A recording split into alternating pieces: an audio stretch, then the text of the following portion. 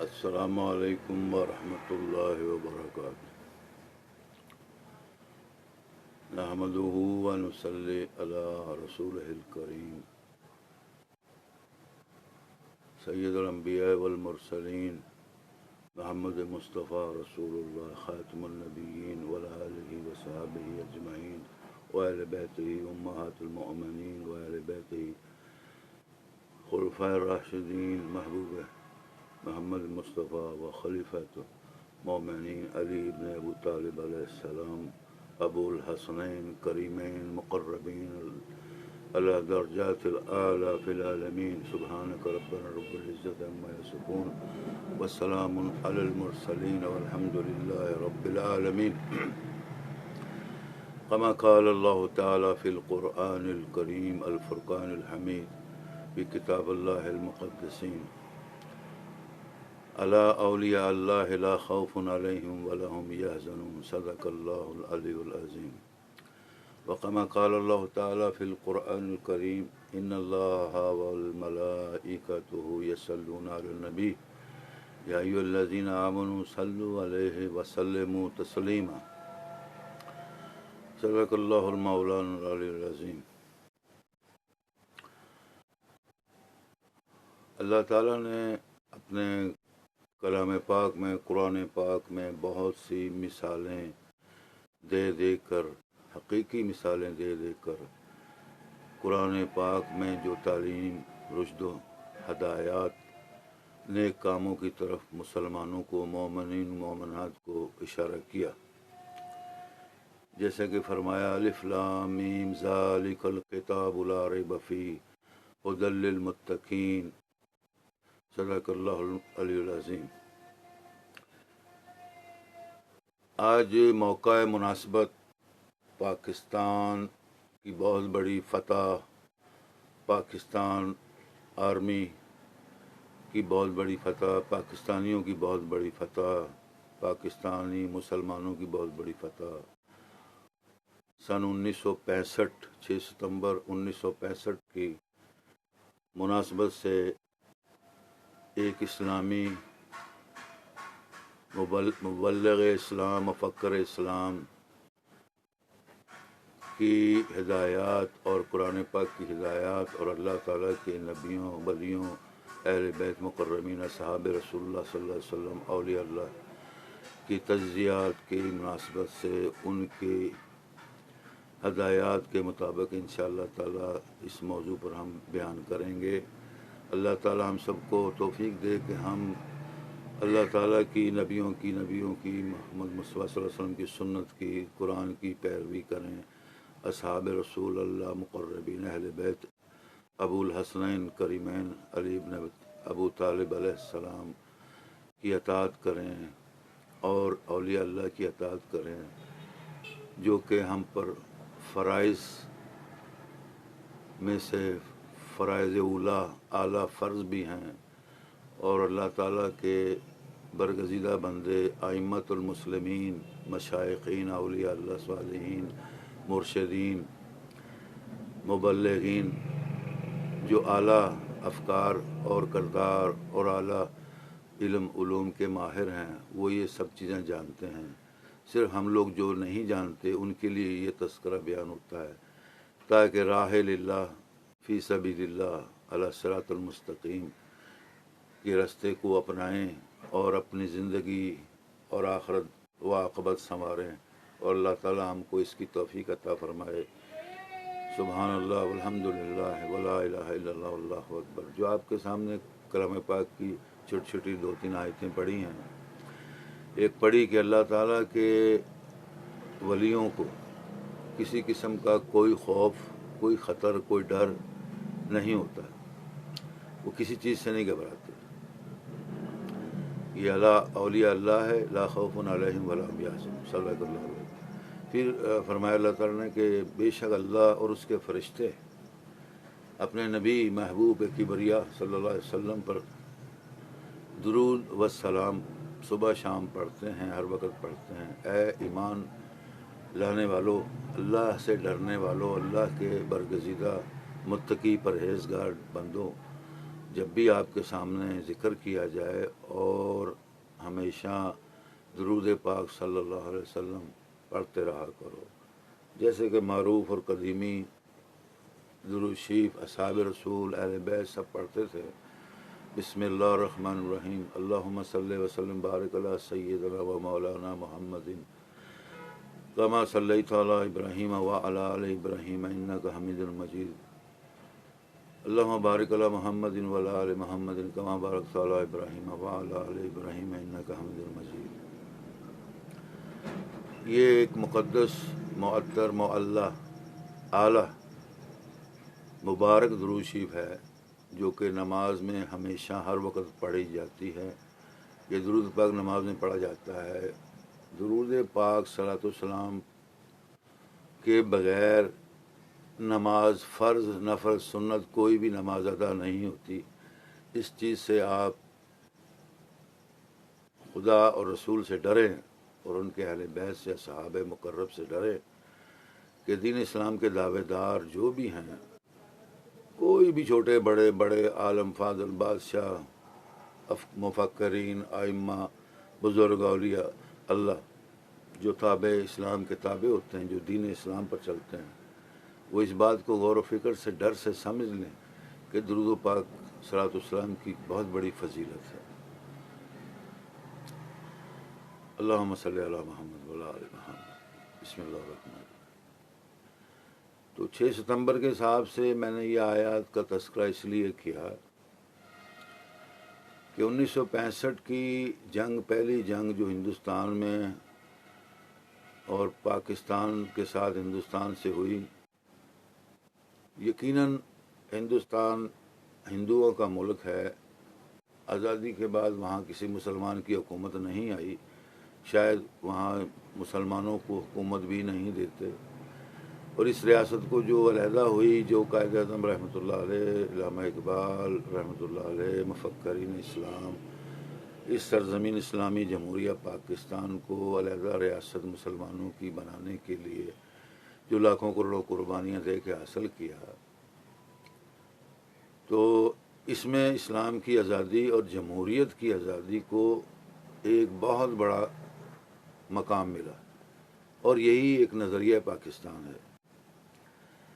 اس نظریے سے ہٹ کر جو بھی کوئی حکومت آج تک آئی وہ تباہ و برباد ہو گئی، وہ کرسی ان کے تختے الٹ دیے گئے، اور نہ ہی کوئی ایسی حکومت آ سکتی اس ملک میں، کیونکہ اسلام کا بول بالا ہے۔ الحمدللہ مسلمان اور پاکستانی اسلامی نظریات کو بہت اچھی طرح بخوبی جانتے سمجھتے بھی ہیں۔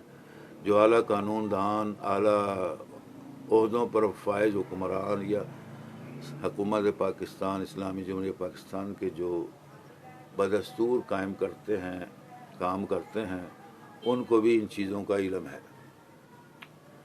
باقی رہا انتخابات، الیکشن ہمارے جو ہوتے رہتے ہیں، اس میں دھاندلیاں ہوتی ہیں، ناجائز کام ہوتے ہیں، جن کا پوری حکومت کو اور پورے پاکستانیوں کو علم بھی ہے۔ یہ وجوہات، یہ شیطانی اور فتنہ فساد اور یہ وبا اور یہ عذاب جو قوم پر ڈالا جاتا ہے، اس کے امراض اور اس کی یعنی کہ اصلاح کے لیے آج تک پاکستان میں کسی نے کوئی کام نہیں کیا، چاہے وہ اعلیٰ ہوں، چاہے ادنا ہوں، چاہے مشائخ ہوں، علماء ہوں، مفکر ہوں، حکومت کے اعلیٰ، چھوٹے بڑے جو بھی عہدیدار ہیں، بس الیکشن کرانے کی کرتے ہیں اور جیسا مرضی وہ آ جاتے ہیں۔ اسی لیے ملک کی تباہی بربادی ہوئی۔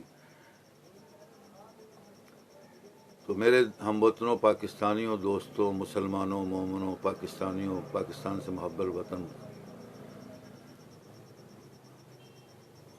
الوطن پاکستانیوں، السلام علیکم۔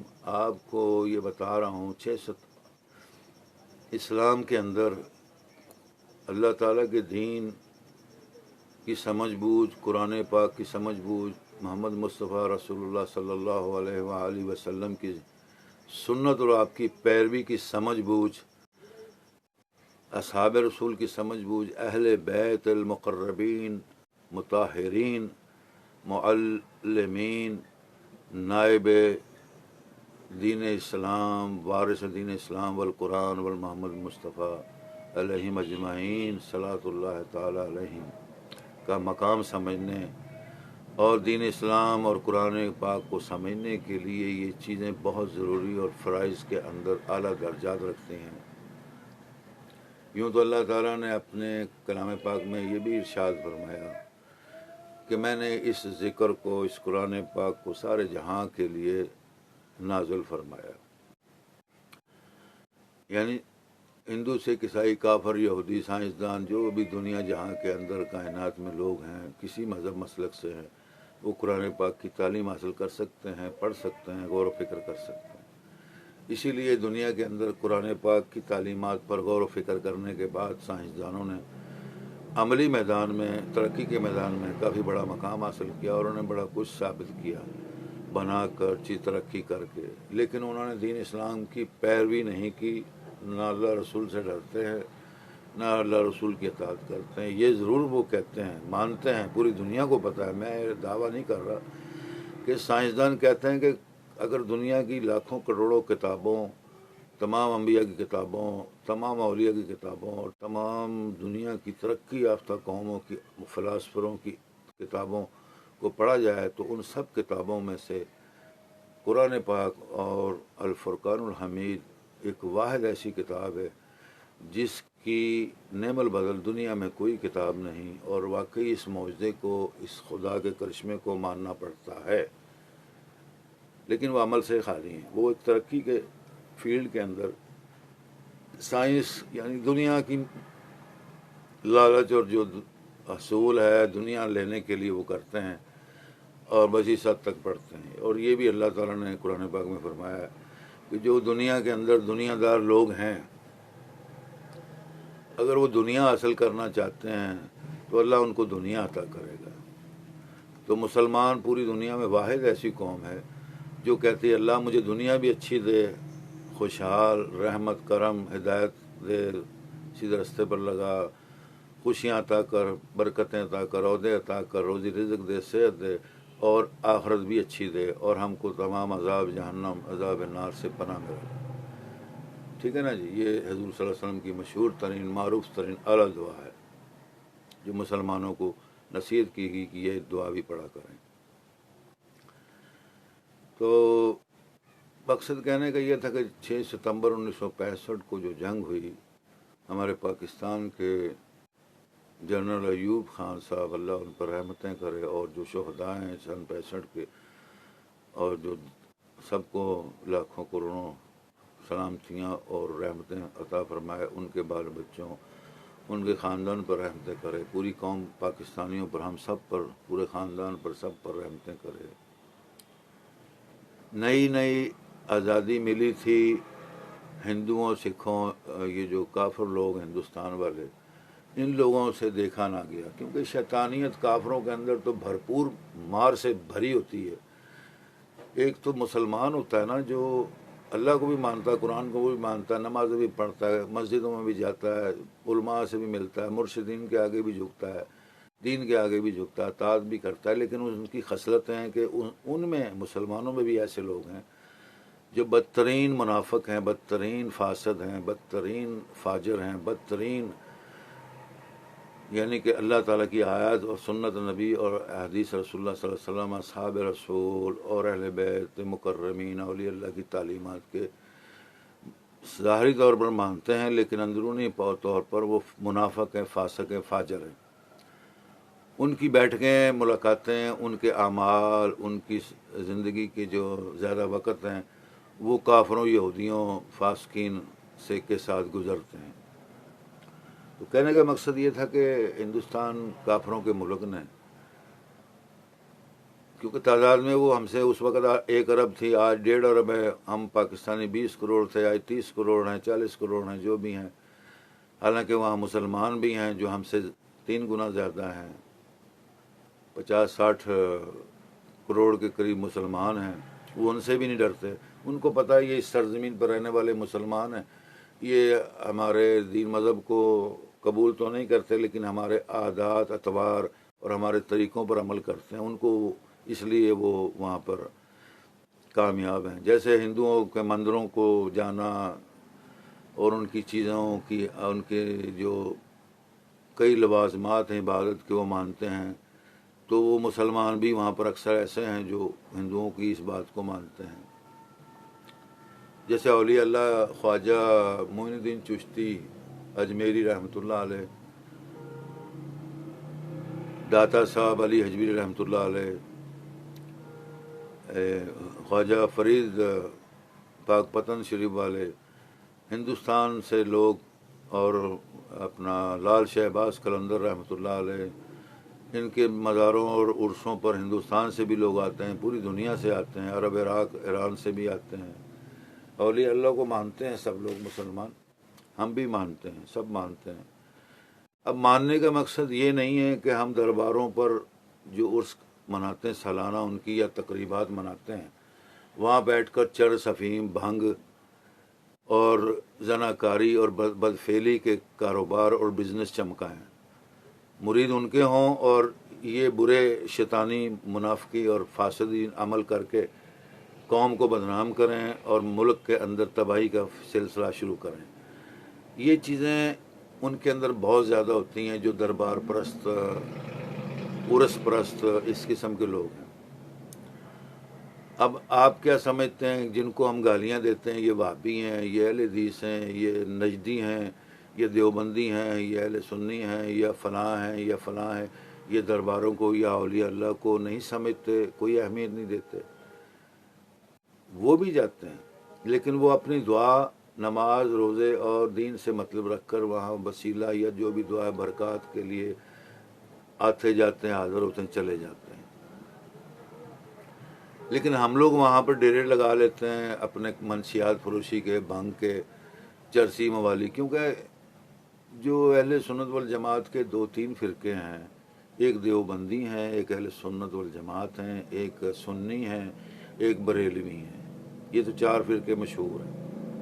اہل حدیث کا ان سے کوئی تعلق نہیں، لیکن خاندانی اور رشتے تعلق ازواج سے بھی ہے، کیونکہ شادی بیاہ ہوتے ہیں. سب لوگ ہمارے محب الوطن ہونے کی حیثیت سے جو پڑھے لکھے سلجھے ہوئے لوگ وہ رشتے کر لیتے ہیں، شادی بیاہ کر لیتے ہیں.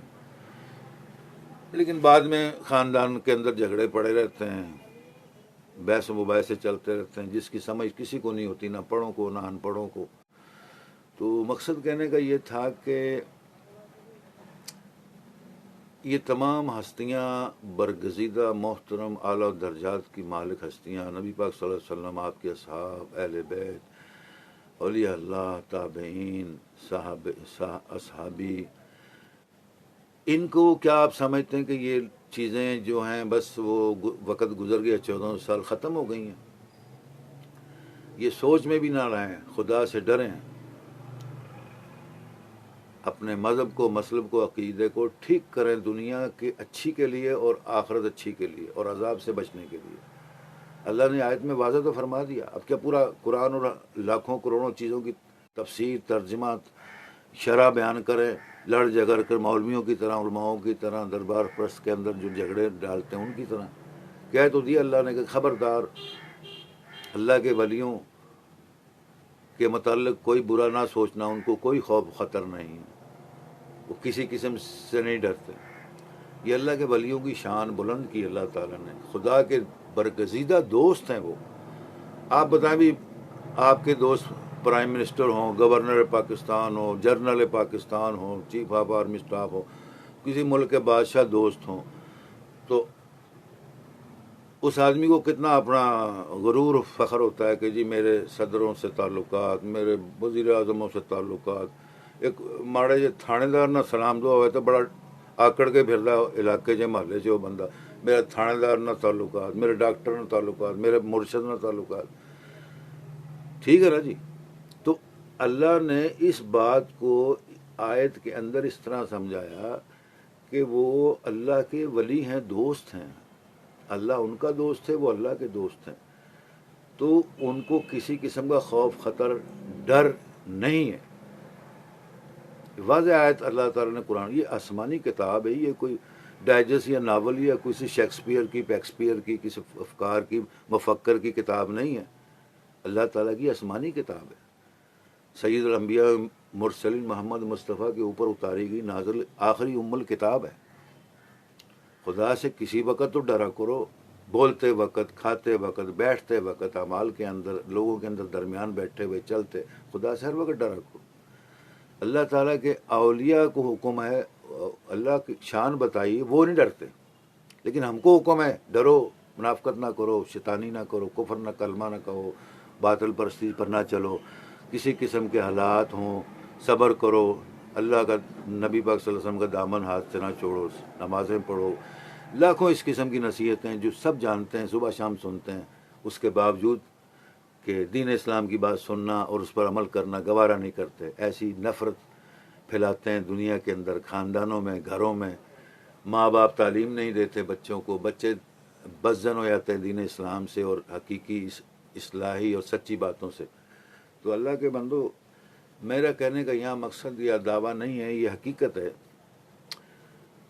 وہ نئے نئے شہداء لاکھوں جو قیام پاکستان میں شہید ہوئے، وہاں اولیاؤں کے درگاہیں چھوڑ کر آئے، یہاں اولیاء کی درگاہیں تھی، وہ جوش جذبہ ایمانی، مسلمانی اور قوت اسلام کا جو جذبہ لے کر ہماری قوم نے اور ہماری پاکستان آرمی نے جو مقابلہ کیا،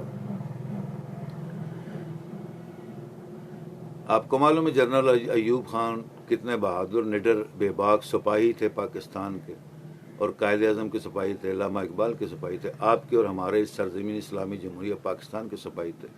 ویسے تو فیلڈ مارشل، پاکستان میں کوئی ایسا جرنیل نہیں آیا جو فیلڈ مارشل ہو، جرنل آیا ہے، ٹھیک ہے نا جی، لیبیا میں جیسے کرنل آیا، یہاں جرنل ہی آتے ہیں، کوئی کرنل کیپٹن نہیں، بریگیڈیئر میجر نہیں آتا، کیونکہ یہ بہت سے ہمارے بریگیڈیئر کیپٹن میجر ہیں۔ جنرل ایوب خان نے کہا کہ میں اس قوم کا ادنا سا سپاہی ہوں، پوری فوج کے فیلڈ مارشل پاکستان کے، وہ خود لے کر اسلحہ میدان میں کود پڑے، اس نے کہا تم جنگ لڑو نہ لڑو، میں سب سے پہلے شہید ہونے والا جرنیل ہوں، میں جنگ لڑوں گا اور فتح کر کے آؤں گا، یہ پہلا ان کا کلمہ تھا، اور کود پڑے میدان پہ۔ تم بتاؤ باقی آرمی نے تو خود ہی کودنا تھا۔ جس قوم کا سربراہ، جس قوم کا باپ، جس قوم کا دادا، جس قوم کا جنرل، جس قوم کا سربراہ، جس قوم کا جماعت کا لیڈر اتنا بہادر ہو کہ وہ ادنا لوگوں، غلاموں کی طرح میدان کے اندر حق پرستی کے لیے کود پڑے، تو وہ فتح تو اس کے قدم چومتی ہیں۔ یہی اسلام کا دعویٰ ہے، یہی ایماندار متقی پرہیزگاروں کا دعویٰ خدائی ہے، جسے کسی نے کسی شعر میں کہا ہے، خدا نے کیا بخشی ہے ذوق خدائی، ہاں جی، یعنی اللہ کے نڈر بندے کئی روپ میں، کئی چیزوں میں ہوتے ہیں۔ اب اس کا مقصد یہ نہیں کہ پاکستان آرمی یا فوج یا حکمران یا پولیس کے اندر سارے شرابی کبابی جواری منافق ہیں، دین اسلام کو نہیں سمجھتے، دین اسلام کی تعلیم نہیں لیتے۔ بڑے بڑے جرنیل، بڑے بڑے افسران بھی بڑے بڑے نیک بزرگ ہوتے ہیں جو سمجھتے ہیں اس بات کو، ادب احترام کرتے ہیں، جھکتے ہیں قوم کے آگے، ملکوں کے آگے، اصلاح کے لیے، دین حق کے لیے، حق پرستی کے لیے۔ تو کہنے کا مقصد تھا کہ وہ جنرل ایوب خان صاحب جب کودے میدان میں، تو فوج جب کودی ہے تو ماشاءاللہ جو بھی ہے پورے ہندوستان کے منہ کالے کر کے ان کا ملیہ میٹ کر دیا اور فتح کے جھنڈے گاڑ دیے اسلام نے، اور یہ ہمارے لیے دوسری بہت بڑی آزادی ہے۔ اس لیے اس کو میں کہتا ہوں کہ that is a greatest independent victory of Islamic Republic of Pakistan in the worldwide. کیوں؟ پہلی جنگ جو ہم نے، قائد اعظم نے، ہم مسلمانوں نے لاکھوں شہادتیں دے کر جیتی اور اس ریاست کو علیحدہ کیا، اس کو قبول کیا، اور یہ دوسری جنگ تھی کہ وہ اس فتنہ کے اندر تھے کہ ہم کشمیر کو علیحدہ کریں، فلاں علیحدہ کریں، بنگلہ دیش علیحدہ کریں، فلاں علیحدہ کریں، اور وہ مسلمانوں کو دیکھ نہیں سکتے تھے کہ مسلمانوں کے اندر ترقی ہو جائے، مسلمان قوم جو ہے دنیا میں بہت عروج پر چلی جائے اور بہت پڑھے لکھے بن جائیں، اور اس لیے یہ حادثات پاکستان میں ہوئے۔ ادھر بنگلہ دیش علیحدہ ہو گیا ہے، کشمیر ہاتھ سے نکل گیا، انگریز نے تو جو بے ایمانی، کفر، ظلم ہمارے پر کیا وہ تو ایک علیحدہ بات ہے۔ قائد اعظم بہتر جانتے تھے، علامہ اقبال صاحب بہتر جانتے تھے، بیرسٹر تھے، قانون دان تھے، مفکر تھے، ٹھیک ہے جی، بہرحال اس معاملے کو ہم چھیڑتے نہیں، لیکن حقیقت یہی ہے کہ بہت ظلم ہوا پاکستانیوں، مسلمانوں کے ساتھ اور ہندوستان کے مسلمانوں کے ساتھ، اور یہ بنگلہ دیش پر بھی عذاب ہے جو علیحدہ ہو گیا پاکستان سے۔ کیونکہ ان کے اندر کوئی ایسی بات تھی، غدار وطن تھے وہ، جنہوں نے پاکستان میں بیٹھ کر مشرقی پاکستان علیحدہ کرنے کا سوچا اور غداری کی۔ اسی طرح کشمیر ہمارے ہاتھ سے نکل گیا۔ اب یہ جو پاکستان بچا ہے، اس کے لیے اللہ تعالیٰ نے آپ کو دوبارہ نعمت آزادی عطا کی، تو یہ بھی یوم پاکستان اور یوم آزادی پاکستان 1947 کی مناسبت سے 1965 6 ستمبر آف پاکستان وکٹری ڈے ہے۔ یہ آپ کو اللہ تعالیٰ نے دوبارہ انعام و اکرام دیا اور بچایا۔ بڑے بڑے علماء دین اس بات پر بحث کرتے ہیں کہ 6 ستمبر کی جنگ میں حضرات اولیاء اللہ اور بڑے بڑے شہداء عظیم اولیاء اللہ نے مدد کی۔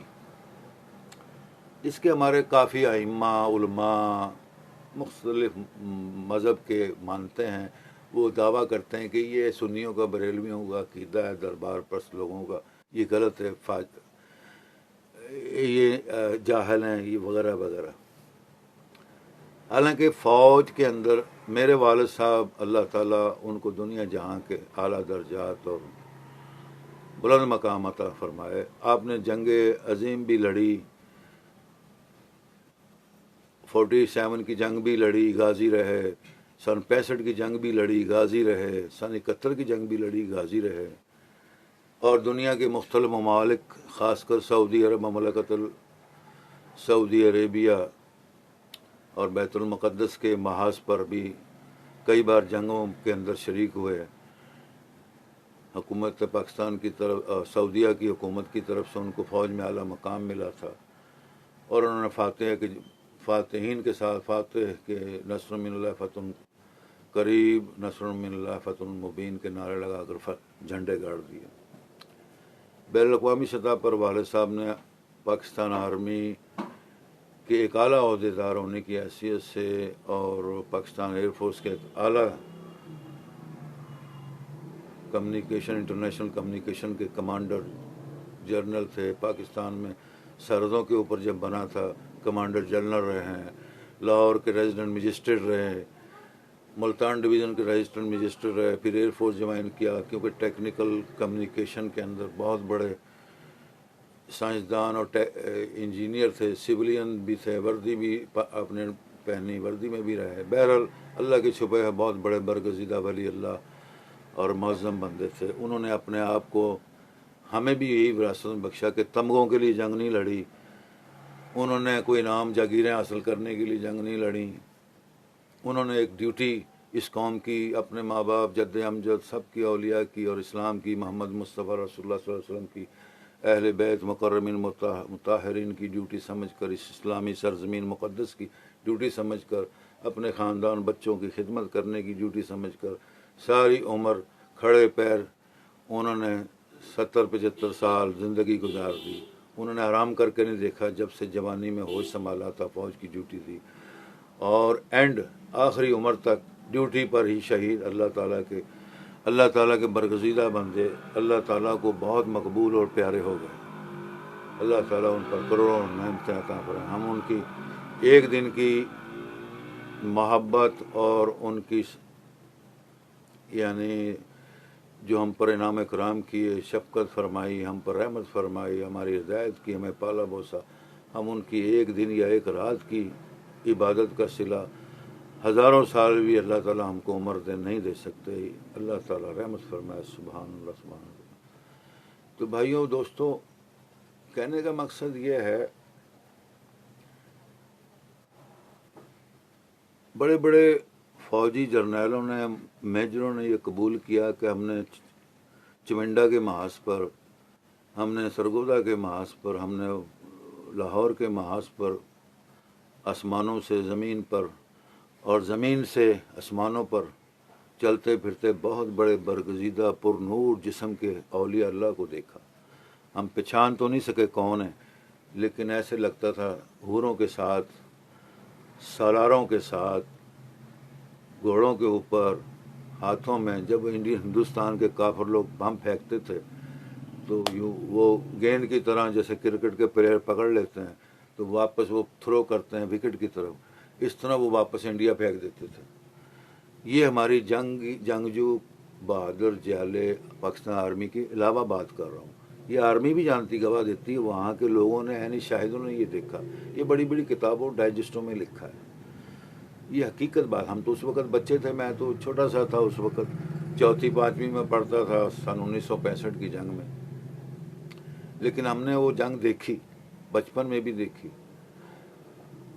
मिलिट्री हेडक्वार्टर में हम रहते थे, मिलिट्री हेडक्वार्टर में मेरी भी पैदाइश हुई लाहौर के अंदर अल्हम्दुलिल्लाह। रावलपिंडी, इस्लामाबाद, मरी, कराची, पाकिस्तान के हर शहर में वालिद साहब के साथ हम रहते रहे, पूरा पाकिस्तान रहते रहे, जानते हैं। बाहर भी ममालिक साथ पूरी फैमिली पाकिस्तान वालिद साहब के साथ रही है अल्हम्दुलिल्लाह। तो ये कहने का मकसद है, ये लोग जो हिंदुस्तानी लोग बोलते हैं काफर, यहूदी, बेदीन लोग, कहते ने जी भी 1965 तो अल्लाह ने समान तो वलियां ने, दाता दरबार ने, तो ख्वाजा साहब ने, तो पाक पतन वाले ने, तो लाल शहबाज कलंदर ने, तो मोइनुद्दीन चिश्ती ने, तो बुल्ले शाह ने, बड़े नाम लिए कि इन लोगों ने आपकी मदद की। वो सन 70 च कितने मर गए सी, सन 70 च क्यों नहीं आया? उदों भी फतह देन दे तुहानू इन्ना प्यार सी इस सरजमीन नाल, इस एड़ा मुसलमाना नाल, एड़ा दरबार परस्तां नाल। अल्लाह ताला माफ़ फरमाए। देखो, गिला शिकवा करना बेसूद, खामखा बहस करना बेसूद।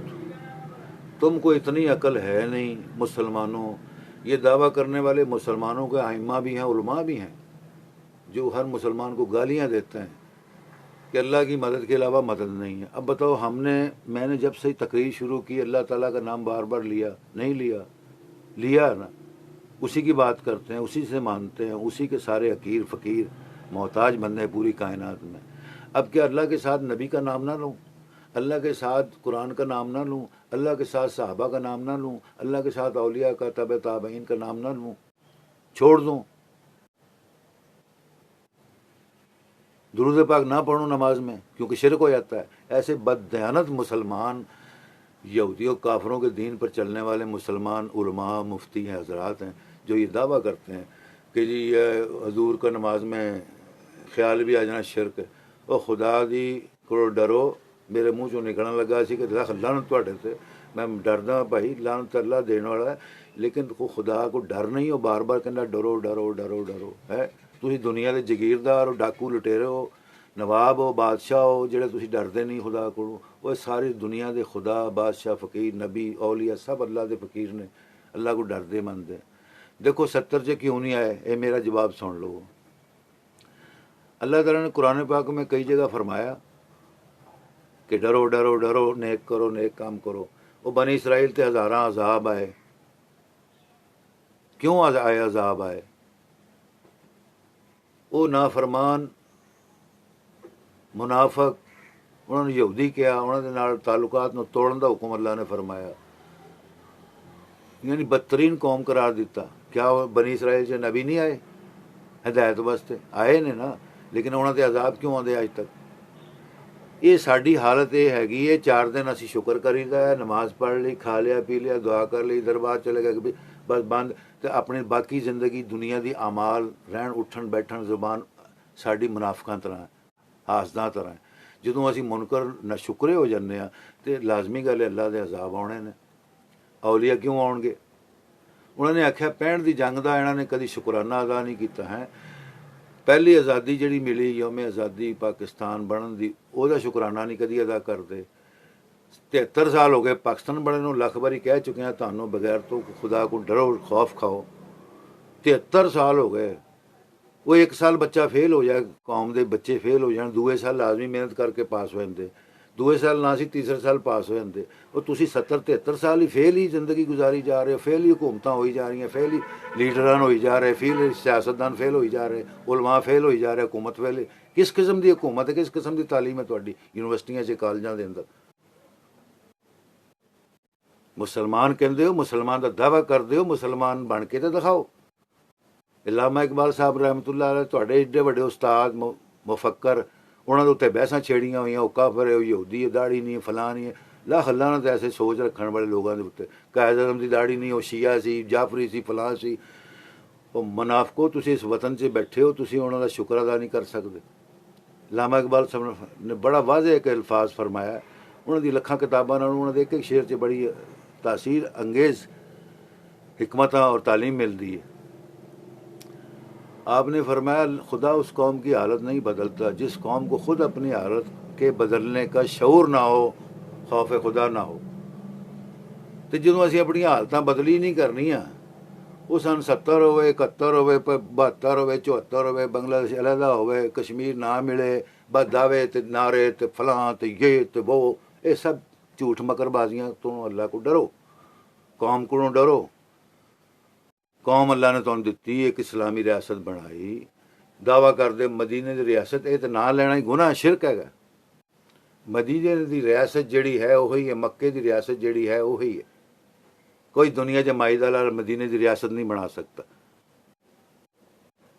خدا کو ڈرو جہالت تو، جہالت کے کلمات سے، اسلام کی قدر کرو، اسلام کے اصولوں پر چلو، اپنی قوم سے ڈرو، بزرگوں سے ڈرو، سچی اور حقیقی زندگی گزارو۔ یہ ہمارا مشن ہونا چاہیے۔ ٹھیک ہے جی، حکومت کی کرسی کو ایک نوکری، ایک ملازمت، ایک خادمیت، قوم کے خادم، ملک کے قوم کے خادم، عوام کے خادم، خزانے کے خادم بن کر خدمت کریں۔ جیسے چپڑاسی دن رات گارڈ یا سیکورٹی گارڈ دن رات ڈیوٹی دیتا ہے اپنی سیکورٹی کے لیے، تھوڑی سی وہ غفلت کرے، ڈاکو کامیاب ہو جاتے ہیں، چور کامیاب ہو جاتے ہیں۔ اگر وہ چوکنا رہے دن رات اپنی ایمانداری سے، ایک سیکورٹی گارڈ، ایک چوکیدار، محافظ ڈیوٹی دے گا تو وہ کامیاب رہے گا۔ جس جگہ وہ ڈیوٹی دیتا وہ جگہ خوشحال رہے گی۔ جب محافظین، چوکیدار بددیانت ہو جائیں گے تو پھر ملک کے اندر ایسے جگہ پر غضبناک عذاب تو آئیں گے، لوٹے جائیں گے، مارے جائیں گے لوگ۔ وہ خدا دے بندے ہو، تسی ان پڑھ نہیں ہو، یہ اتنی ترقی یافتہ دنیا جا رہی ہے۔ دنیا چاہتے، میں تنوں آکھیا کئی باری اپنے پچھلے میسجاں سے، وہ پہنچ کے ہوں اگے جا رہی ہے، اس دنیا نو فتح کر چکے، دنیا دی دولت بھی لٹ، دین اسلام نو بھی سب فتح کر بیٹھے نے۔ وہ توڑنا ساڑنا کسی قسم دی بحث نہیں کرتے۔ اسی اپنے ایک بابی مذہب ہے، نجدی ہے، ایک دیوبندی ہے، بریلوی ہے، سنی ہے، قادیانی ہے، اور جی چھتی متی مروڑ تروڑ کے جڑے مروڑ لگے مسلمانوں نو، پیچس لگے ایویں بحث کر کر کے، انہوں نے تو توڑ نہیں ہے، علاج ہی نہیں انہوں کو ہے گا۔ وہ کم سے کم پاکستانی اسلامی اخوت یا پاکستانی ہونے کی حیثیت سے ایک بھائی چارگی، اخوت، استحکام، یکجہتی، محبت ہونا چاہیے۔ یہ میں نہیں کہہ رہا، یہ ہمارے اکابرین، قائد اعظم رحمۃ اللہ علیہ، علامہ اقبال رحمۃ اللہ، ہمارے والدین، اجداد، علماء، معززین، مرشدین، اولیاء اللہ یہ فرماتے ہیں اتحاد قائم کرو۔ اللہ تعالیٰ ہم سب کو اتحاد دے، توفیق عطا فرمائے۔ تو میرے بھائیو دوستو، اولیاء اللہ کا بہت بڑا کردار ہے۔ اولیاء اللہ نبی تو نہیں آئیں گے، صحابہ تو نہیں آئیں گے، وہ ہیں جہاں ہیں، اپنی جگہ قائم دائم ہیں۔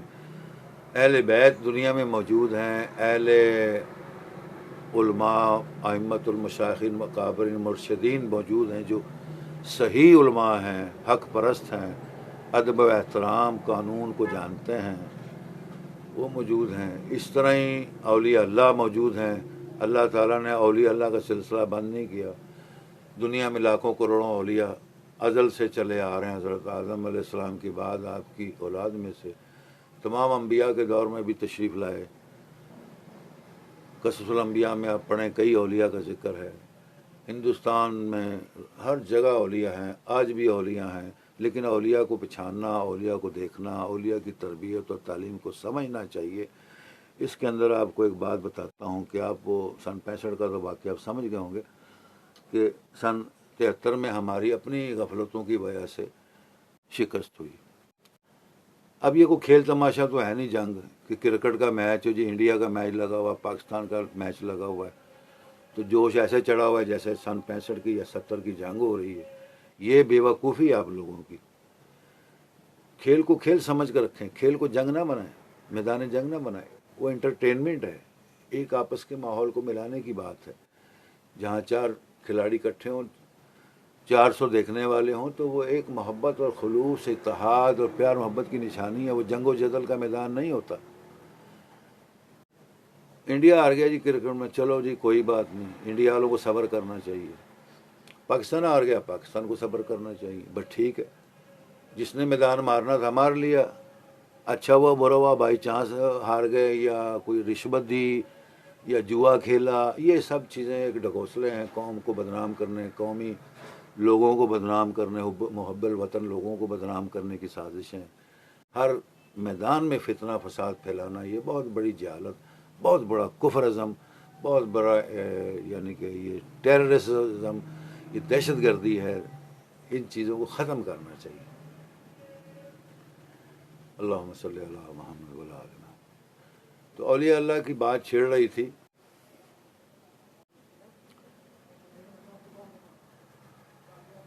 داتا صاحب حضرت علی حجویری رحمۃ اللہ علیہ کا ایک چھوٹا سا بڑا مشہور واقعہ ہے لاہور کا۔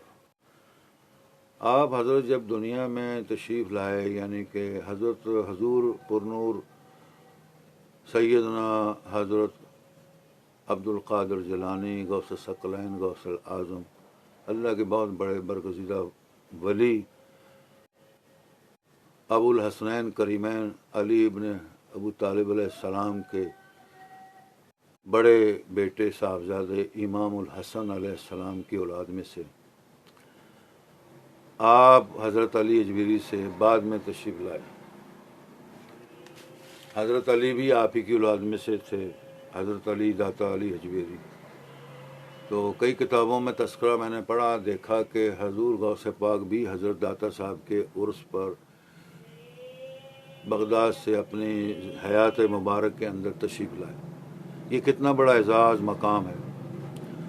اب جن کو ہم لوگ سمجھتے ہیں کہ یہ غلط لوگ ہیں، ان میں ضروری نہیں ہے کہ سارے ہی غلط ہوں۔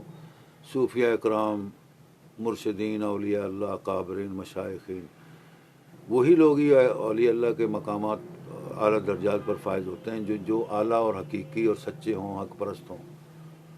جو باطن پرست، دنیا پرست ہوتے ہیں، وہ دنیا میں ظاہر ہو جاتے ہیں، پتہ لگ جاتا ہے ان کی کب تک بادشاہی چلے گی، کب تک ان کی حکومت چلے گی، وہ فنا فی اللہ برباد ہو جاتے ہیں اللہ کے حکم سے، ولیوں کی۔ تو دادا صاحب کا ایک واقعہ مشہور ہے کہ آپ کا لاہور میں جس جگہ جائے مقام تھا، جھونپڑے کی طرح کی شکل، خیمہ بنا کر رہتے تھے۔ آپ اپنے ماں باپ کے محبوب ترین برگزیدہ بیٹے تھے، آپ کے ماں باپ بھی بہت بزرگ تھے، آپ بھی تھے۔ یقیناً اولیاء اللہ کی یہ پہلی صفت ہے کہ ان کی فقر فاقہ اور غربت کی زندگی ہوتی ہے، جو حقیقی حق پرست ہوتے ہیں۔ وہ شاہ و جلال کو پسند نہیں کرتے، دنیا داری کے کسی عہدوں کو، کسی چیز کو پسند نہیں کرتے۔ آپ نے تہمت ڈالا ہوتا تھا، گلے میں رومال ڈالا ہوا ہوتا تھا، صبح شام اللہ کا ذکر کرتے تھے، قرآن کے حافظ تھے، مفسر تھے، پڑھے لکھے تھے، دینی گھرانے سے، حضرت علی علیہ السلام کے بیٹے امام حسن علیہ السلام کی آل اولاد میں سے تھے۔ تو لاہور میں جناب علی یہ اینیمل کا جو ایک آتا ہے جسے برڈ فلو، اس وقت ایک بیماری چل پڑی لاہور کے اندر، پنجاب کے اندر، گاؤں نے، مجھوں نے، یعنی بھینسوں نے، بکریوں نے دودھ دینا بند کر دیا، مرنے لگ گئے جانور، سارے بیمار ہو گئے۔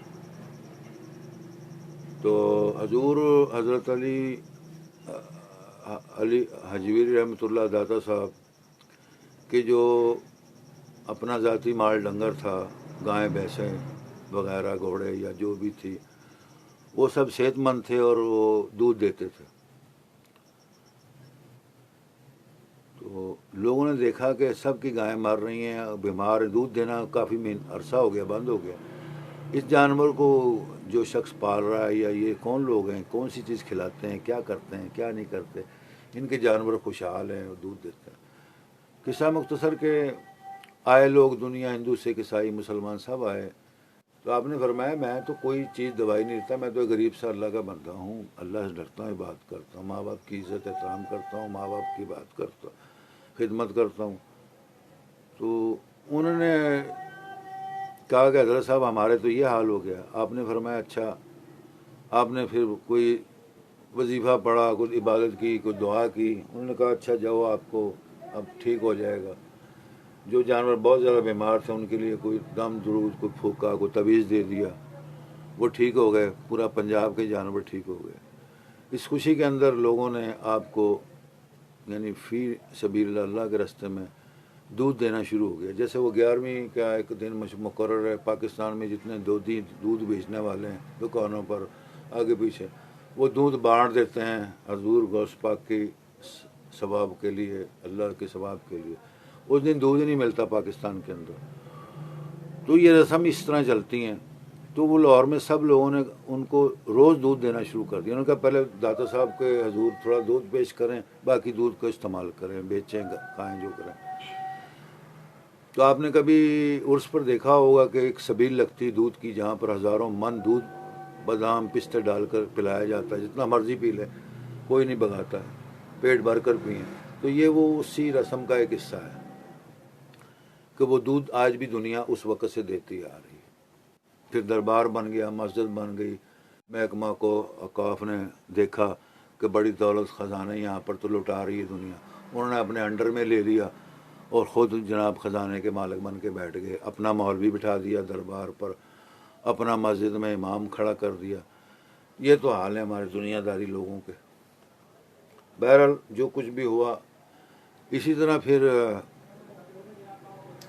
اس وقت ایک راجہ تھا ہندوستان کا بہت بڑا جو بادشاہ کرتا تھا, خواجہ اپنا حضرت علی اجمیری رحمۃ اللہ علیہ کے جھونپڑے کے سامنے کچھ دور, یعنی جیسے یہ اپنا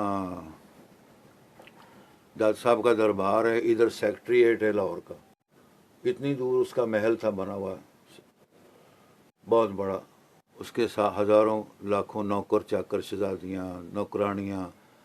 بہت بڑا راجہ تھا, رئیس ترین خزانوں کا مالک. وہ جب اپنی گاڑی لے کے گزرتا تھا, ایک روز وہ ادھر سے گزرا داد صاحب کی طرف سے, تو اس کو بڑا محسوس ہوا کہ میری ارد گرد کے ماحول میں سب اچھے لوگ, امیر لوگ رہتے ہیں, یہ جھونپڑے والا فقیر کہاں سے آ کے بیٹھ گیا. تو انہوں نے واپس جا کر محل میں آرڈر کیا کہ اس جھونپڑے والے کو ہدایت کرو کہ تو یہاں سے ڈیرا اپنا اٹھا لے, کسی اور جگہ چلے جا. وہ 2-3 بار حکم ہوا, 8-10 دن لگ گئے, وہ بار بار راجہ کا حکم آتا رہا. آپ نے فرمایا میں کسی کا نوکر غلام فقیر نہیں ہوں, نہ کسی کا مقروض ہوں, اللہ کی زمین پر بیٹھا ہوا ہوں. میرا مال ڈنگر ہے, میرا گھر بار ہے, ماں باپ ہیں, ٹھیک ہے جی, اور کوئی مائی کلر مجھے اٹھا نہیں سکتا. ہندو اور راجہ تھا, بادشاہ تھا, بہت مالدار تھا. اب لازمی بات ہے ایک چھوٹے سے آدمی کے اندر اتنی آکڑ میں ہو سکتی ہے, تو بادشاہ میں کتنی آکڑ ہوگی جس کے صبح شام لاکھوں ہزاروں نوکر چاکر مرید پیر دھو کے پیتے ہوں, خدمت کرتے ہوں.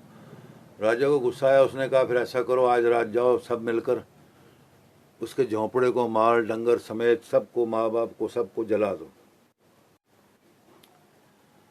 تو اس کے 100-200 نوکر آگ لے کر, آگ کی شمع لے کر آئے رات کو, دادا صاحب کی جھونپڑے کو جلانے کے لیے آئے. بڑی کوشش کی, تیل چھڑکا, آگ پھینک, کچھ نہیں بنا. کئی گھنٹے وہ آگ لگاتے رہے. رات کے آئے تھے, صبح ہونے لگ گئی. تو دادا صاحب باہر نکلے, یہ شور کیا ہے, کیا کچھ ہو رہا ہے, تو وہ ڈر کے بھاگ گئے. آپ خاموش ہو گئے. اس طرح کئی دن ہوتا رہا. 8-10 دن لگ گئے جی, آگ ہی نہیں لگ رہی دادا صاحب کے خیمے کو. وہ ہندو راجہ اپنی اکڑ کے میں کے اندر, جیسے کہ قرآن میں لکھا ہے کہ نمرودیت, فرعونیت, یہ چیزیں جو انسان میں آ جاتی ہیں, وہ اپنے آپ کو خدا بنا بیٹھتا ہے زمین پر, تو خدا کو بھی پسند نہیں آتا. اللہ تعالیٰ کو یہ پسند نہیں ہے زمین کے اوپر, اس کی حکومت میں, اس کے جہاں میں, اس کے دور میں کوئی خدا بن کر خدائی کا حکم کرے اور خدائی کا دعویٰ کرے. یہ اللہ تعالیٰ کو بالکل پسند نہیں ہے. ہفتہ گزر گیا تو ایک رات آپ کو پتہ لگ گیا بھی روز ہی ہوتا ہے, تو آپ جب وہ پہلے ہی یعنی آتے ہی انہوں نے کام کیا تو فوراً باہر نکلا ہے. ان کو روکا، وہاں سے بھاگنے لگے تھے۔ انہوں نے کہا کون ہو تم لوگ؟ انہوں نے کہا جی ہم ہندو راجا کے نوکر ہیں۔ انہوں نے کہا اتنے سارے انہیں کے بھیجے؟ ہاں۔ کیا کر رہے ہو؟ بس جی بڑی کوشش کر رہے ہیں، 8-10 دن سے آپ کو منع کیا تھا کہ جھوپڑا اپنا مال ڈنگر اٹھائیں، دوسری جگہ چل جائیں۔ اس نے کہا میرے انکار کر رہے ہیں یہ فقیر جو بابا یا جو بھی ہے، اس کو اٹھا کے باہر نہ پھینکو، اس کو مال ڈنگر سمیت اس کو جلا لو۔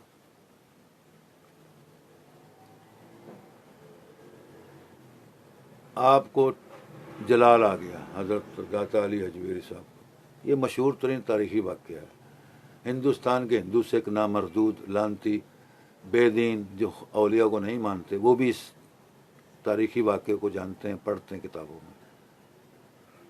جلال آ گیا آپ کو حضرت داتا علی حجویری رحمۃ اللہ علیہ کو۔ کھڑے ہو کر کہا کون ہے کہنے والا کہ اس کی جھونپڑے کو مال ڈنگر کو؟ انہوں نے کہا جی وہ راجا کا محل، وہ جو سیکریٹریٹ کے قریب ہے، یعنی وہ جو میں نے بتایا سیکریٹریٹ کے جتنا دور تھا، تو محل کی طرف دیکھا، وہ 200-400 آدمی آئے ہوئے تھے آگ جلانے۔ دادا صاحب نے کہا تسی وہ میرے چونپڑے نو کی ساڑنا ہے، وہ اپنے بادشاہ دے محل نو تو پہلے بچا لو۔ جو اشارہ ہی کیا ابھی تو بادشاہ کا محل چھولے آسمان تک باتیں کر رہے تھے، یہ لوگ ڈر گئے، بھاگے ادھر۔ وہ کئی دن محل جلتا رہا، سڑ کے راکھ ہو گیا سب کچھ۔ ٹھیک ہے جی، کوئی سمجھ آئی کہ اگلی بھی گئی؟ یہ سارے نو پوچھ رہے ہیں، وابی کوابی شرابی منافع کا حسد، پاکستانی ہندوستانی غیر ہندوستانی، عالم دین مشرق مغرب شمال کے عرب و عجم، جہے اردو سمجھتے اور نہیں سمجھتے اور باہر چو آئے نے سارے امریکہ لندن چو آئے۔ کیا اس واقعے نو تسی جھوٹا ثابت کر سکتے ہو؟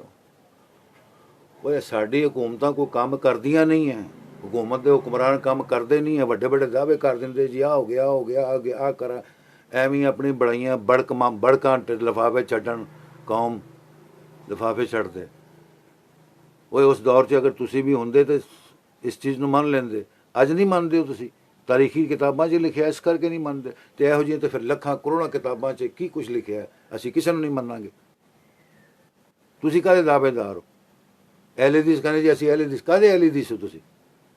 تہاڈا پیو دادا حضور دے نال رہیا، اہل حدیث بن گئے ہو۔ وہ شیعہ کہندے دعوے دار اسی شیعہ جی، تسی اہل بیت دے نال رہندے سی۔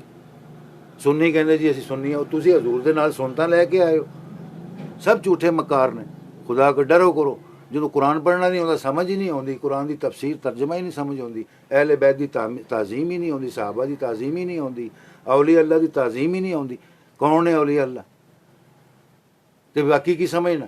حرام خوری، منافقت، شرابی، کبابی، جواری، تو جناب دنیا جہاں دی منافقت، زنا کار، بد فعل، یہ ساریاں صفتاں موجود نے۔ شکل مومنہ تے کرتوت کافراں، یہ عمل کردار دے اسی مالک ہیں، اور ہسدے ہیں کھیڈتے ہیں انٹرٹینمنٹ کرتے ہیں جی، دین دنیا دا مذاق اڑانے ہیں، اولیاء دا مذاق اڑانے ہیں، قرآن دا مذاق اڑانے، حدیثاں دا مذاق، بزرگان دین دا مذاق اڑانے ہیں۔ یہ سارا دین مذہب ہے۔ کدی شرم ہویا نہیں کیتی، کدی ڈر نہیں خوف دا بہ کے سوچیا یا ڈر کیتا اللہ پاک کو؟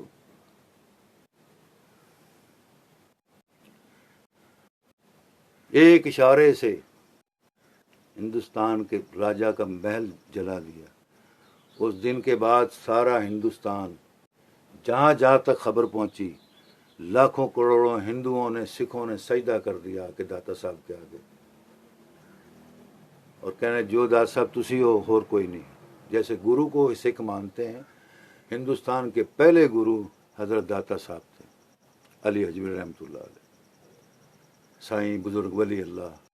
آپ کی ہاتھوں سے مبارک سے لکھی ہوئی کئی کتب بھی ہیں۔ اسی طرح حضرت عبد القادر جیلانی، محبوب سبحانی، غوث الثقلین، غوث اعظم کی ہاتھوں کی لکھی ہوئی چند خود کتابیں ہیں۔ آپ دنیا کے مانے تانے، مبلغ اسلام، مقرر اسلام، قاری قرآن، حافظ قرآن، مفسر قرآن، ائمۃ العالمین المشائخین المسلمین کے بہت بڑے عالم تھے۔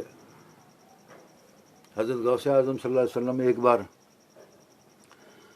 جب 80 سال بعد دنیا جہاں کی تعلیم اور خدا اور رسول کی اطاعت کے لیے نکلے تھے بچپن سے، وہ واقعہ دنیا کی سارے مسلمانوں کو معلوم ہے۔ جب بچپن میں ڈاکوؤں نے حضور غوث اعظم کہ قافلے کو لوٹا تو ڈاکوؤں کو حضرت غوث پاک نے فرمایا کہ میری یہ کتابیں جو ہیں، بستہ جو ہے، اس کو نہ لوٹنا، باقی سب کچھ لے لو۔ امی نے یہاں پر پیسے رکھے تھے، اب یہاں پیسے پڑے میں، یہاں ناڑے میں پڑے میں، جیب میں پڑے میں۔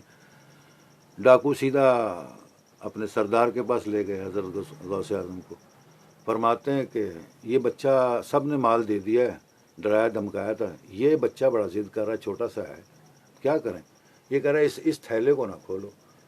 ڈاکو کہتا ہے اچھا تم بچے سے ڈر گئے تو میں کھول لیتا ہوں۔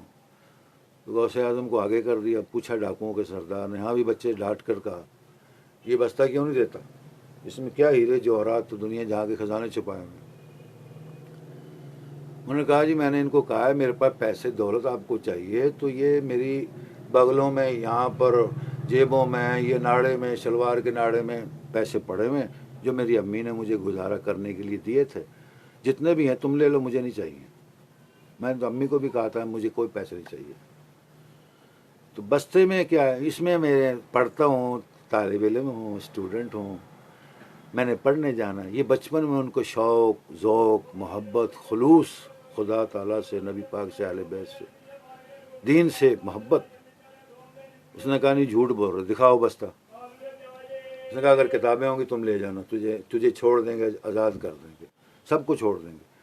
وہ بستے کو تھیلا دے دیا حضور غوث پاک نے، یہ لو جی، میں جھوٹ تو نہیں بول رہا۔ جب بستہ کھولا واقعی اس میں قلم دوات نکلی، کتابیں نکلیں، قرآن پاک کی کچھ سپارے نکلے۔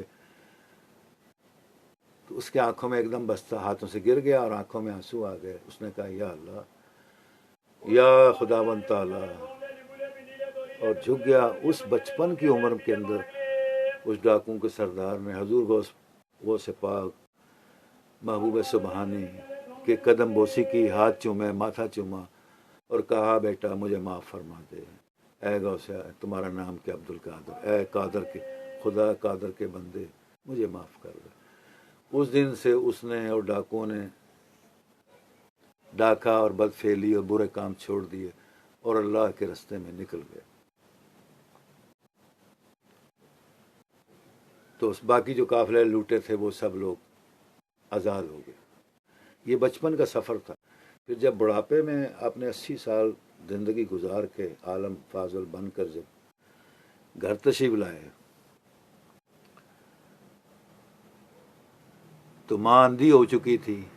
حضور غوث اعظم محبوب سبحانی کی والدہ محترمہ اندھی ہو گئی تھی، بڑھاپے میں بہت عمر رسیدہ ہو گئی تھی۔ تو آپ نے دیکھا مکان بھی اسی طرح بوسیدہ، کچا، چھوٹا سا۔ دروازہ کھٹکھٹایا، اندر سے آواز آئی کون ہے؟ اللہ اکبر، سبحان اللہ، اللہ اکبر، لا الہ الا اللہ، اللہ اکبر، اللہ اکبر، لا الہ الا اللہ، اللہ اکبر، اللہ وللہ الحمد، اللہم صلی علی محمد۔ عبد القادر نے کہا کیا میں اندر آ سکتا ہوں؟ کوئی اجازت ہے مجھے اندر آنے کی؟ والدہ محترمہ کے منہ سے فوراً نکلا اے عبد القادر، میرے بیٹا آیا ہے، میرا صاحبزادہ ہے۔ دیکھو یہ قدرت خدا بند، کرشمہ خدا۔ آپ ایک دم اندر داخل ہوئے اور ماں کی قدم بوسی کی، ماں باپ کی۔ کہا ہاں جی اماں جی، میں آپ کا صاحبزادہ ہوں، بیٹا ہوں۔ روئی، گلے مل کر پیار کیا۔ جس منجے پر، چارپائی پر، بستر پر بیٹھی ہوئی تھی، حضور غوث پاک نے دیکھا کہ ماں نابینا ہو چکی ہے، بہت عمر رسیدہ، منجے سے، بستر سے اٹھ بیٹھ کر نہیں سکتی، اتنی لاچار ہو گئی ہے۔ تو آپ کا جسم لرزہ کھا گیا، خوف زدہ ہو گیا کہ میں نے اتنے سال دنیا کے باہر گزار دیے، ماں کی خدمت کس نے کی ہوگی، کس نے کہا؟ اس طرح وہ سوچ کے ماں کے بوسے لیتے رہے، ماتھے کے، ہاتھوں کے، پیر کے، بیٹھے رہے ماں باپ کے پاس اپنے۔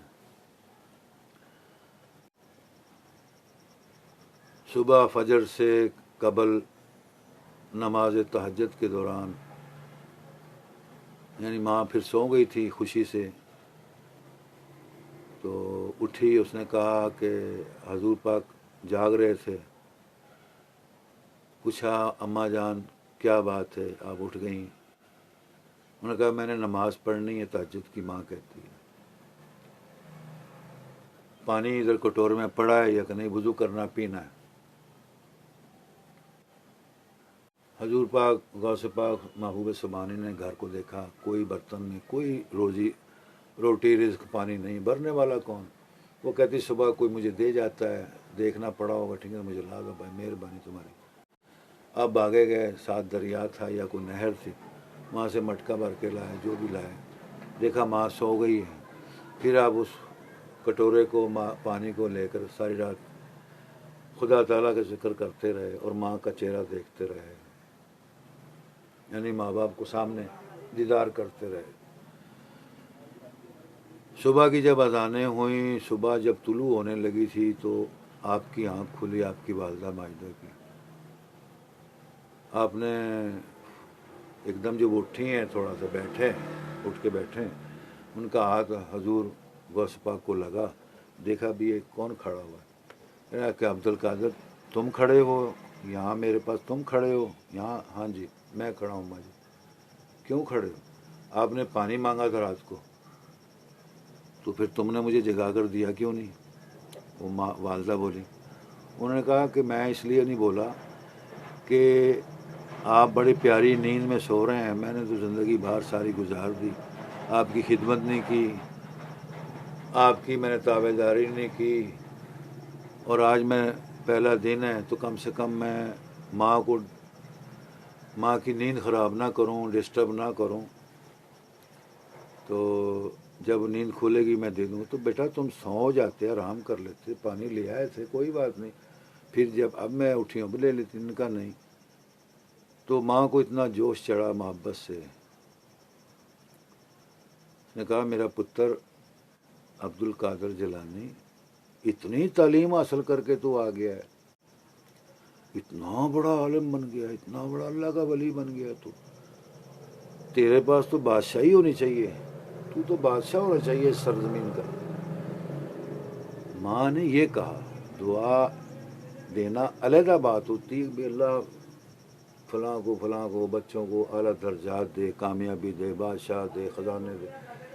وہ کہنے لگی اتنی سی رات کی خدمت کو دیکھ کر اب آپ اس سے اندازہ لگائیں کہ محبوب سبحانی غوث اعظم غوث الثقلین عبد القادر جیلانی رحمۃ اللہ تعالی علیہ السلام، آپ کے ماں باپ پر سلامتی ہو، آپ پر سلامتی ہو، آپ کی آل مقربین پر سلامتی ہو اللہ تعالیٰ کی، کہ والدہ ماجہ اتنی عالمہ تھی کہ آنکھوں سے نابینی ہے. اور عبد القادر کو دیکھ کر پہلی رات 80 سال کے بعد بچپن سے چھوڑا ہوا تھا، تعلیم کے لیے اللہ کے راستے میں چھوڑا ہوا تھا. 80 سال کے بعد وہ کیا بن کر آئے. ان کی نگاہ اور ان کی عمل کردار، ان کا ضمیر، محبت، خلوص اور علم کتنا تھا. کہتی ہیں تو بادشاہ ہونا چاہیے. اور یہ کہہ کر اور کچھ نہیں کہا کہ تو اتنا بعمل کردار، اعلیٰ کردار کا مالک. ماں کا بوسہ لیا، پھر دوبارہ چوما، ماں کا پیر دھوئے، وضو کرایا، ہاتھ دھوئے، منہ نماز پڑھائی، آپ بھی پڑھی. پھر ماں کہنے لگی اب میں تھوڑا سو لیتی ہوں، پھر اس کے بعد تیرا میں کھانے پینے کا ناشتے کا بندوبست کرتی ہوں. کوئی نہیں. وہ سوئے تو اس بات سے، ماں کی بات سے آپ کو نیند نہ آئی. ساری رات کھڑے رہے پیروں پر ماں کے دیدار کے لیے، ماں باپ کے دیدار کے لیے. ان کو پھر نیند آ گئی. وہ 100 سال سے عمر رسیدہ تھی، بڑی تھی. بوڑھا آدمی بیٹھ کر بھی تھک جاتا ہے، جوان آدمی سارا دن رات کام کرے تب بھی نہیں تھکتا، جوانی ہوتی ہے وہ. تو وہ تھک گئی. آپ کو بڑا پیار آیا ماں پر کہ، اور یہ عبد القادر جیلانی رحمۃ اللہ علیہ محبوب سبحانی کی کتاب میں یہ واقعہ انہوں نے اپنا ذاتی خود لکھا. یہ کسی عالم فاضل نے نہیں لکھا. ان کی بڑی بڑی کتابیں میں جب عراق کی لائبریری پڑھتا تھا، بیٹھتا تھا، سعودیہ کی، قاہرہ کی، مصر کی کتابیں پڑھتا تھا، حیران رہ جاتا تھا کہ یار پاکستان، ہندوستان تو بہت دور ہے ان علموں سے، ان کتابوں سے. ورنہ وہ ان کتابوں کو پڑھنے کے قابل ہی نہیں ہو سکتے. ہم تو فقیر غریب خدا کے ماننے والے ماں باپ رحمۃ اللہ علیہ اعلیٰ درجات کے مالک مقدس اولیاء اللہ کے جو ہمارے ماں باپ اجداد ہیں، جن کے وسیلہ وساطت محبت خلوص سے جو ہم کو علم ملا، دولت ملی، اس کا ہم ایک دن بھی ساری رات عبادت کر کے ایسے دن رات عبادت کریں، ساری قیامت تک عبادت کریں، ہم ماں باپ کو درجات کے لیے ان کی خدمتوں کا صلہ اجر نہیں دے سکتے. اللہ تعالیٰ مغفرت فرمائے ہم سب کی، مومنوں مسلمانوں کی، آمین. تو وہ ابھی لیٹنے لگی تھی، آپ نماز پڑھ کے تسبیح کرنے لگے، بیٹھنے لگے تھے کہ دروازہ کھٹک گیا، یعنی فجر کا وقت ہو گیا. دروازہ بڑی زور سے کھڑکا، سمجھ گئے نا جی؟ تو حضور غوث پاک ایک دم باہر نکلے، بھی خیر ہے اتنا زور سے دروازہ کھڑکا، کون آیا؟ جب باہر آپ تشریف لے کے گئے تو وقت کا عراق کا جو وقت کا حکمراں بادشاہ تھا وہ خود اپنے محافظین، مشیرین، وزراء کے ساتھ، وزیر اعظموں کے ساتھ حاضر ہوا. اس کو خبر ہوئی کہ یہاں عبد القادر جیلانی محبوب سبحانی عراق میں تشریف لائے ہیں.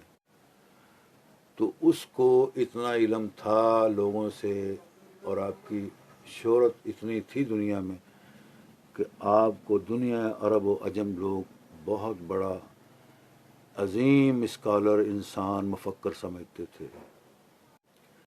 تو اس وقت کے حکمراں بادشاہ بھی ایسے مفکرین کو بہت عزت و احترام، ادب اور اعلیٰ مقام کی نگاہ سے جھک کر ملتے تھے، دیکھتے تھے، عزت دیتے تھے. تو حاکم نے فرمایا، کیونکہ پہلی بار اس نے دیکھنا تھا کہ کیا میں حضور محبوب سبحانی غوث العظم غوث الثقلین سے مل سکتا ہوں. ان کو تو نہیں پتا تھا کہ یہی کھڑے میرے سامنے غوث اعظم، یہی کھڑے غوث اعظم. تو آپ نے فرمایا میں ہی ہوں اللہ کا بندہ. تو وہ ایک دم سجدے میں گر گیا، قدم بوسی کی اور اپنے سر کا تاج اتار کر حضور غوث اعظم کے قدموں میں رکھ دیا. فرمایا آپ کو تخت نشینی کی مبارکباد دیتا ہوں، آج سے آپ میرا تخت سنبھالیں، میں آپ کا غلام خادم.